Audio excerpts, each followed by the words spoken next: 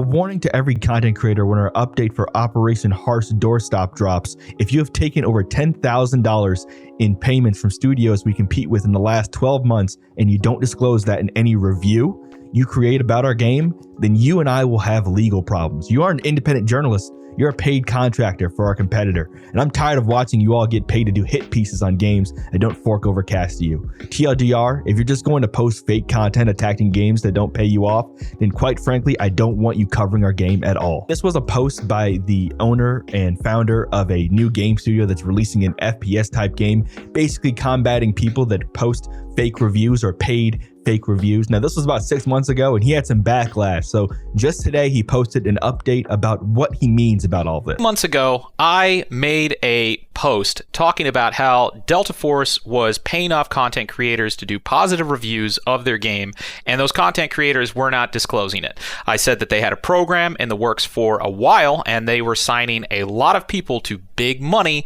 and not following all of the FTC guidelines. Now, after I posted that, there was this huge outrage with a whole bunch of content creators, many of whom were actually involved with these campaigns, trying to drag my reputation through the mud, trying to call me a liar and saying that I was making all of this up.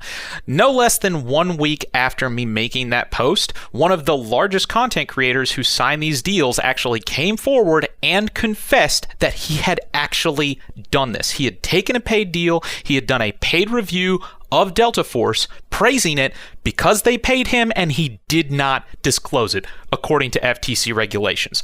To be clear, the Delta Force video was sponsored, and I should have made that clear. I didn't. I don't know what I was thinking. There's really no excuse. This is a fact. This has happened. You see that he's combating Delta Force. Now, Delta Force is an extraction-based shooter, and honestly, I think it's a good game, besides the fact that if you try to queue in solo, you just get destroyed, and there's a lot of Chinese hackers that just, aimbot you. But for every extraction-based shooter, there is going to be hackers because it's free to play. That's just the way it is. You guys should go online and look at the whole video. He gives context to this, but basically the FTC requires for any content creator that receives a product, that's paid, you have to disclose that this is a paid review. Now, majority of paid reviews that content creators do, they're typically done in the realm that you can say whatever you want about the game. You're paying for you to review the game, not to give a good review of the game. But in this case, he alleges that people are paying for good reviews, only positive reviews, which is definitely disingenuous, especially when they're getting paid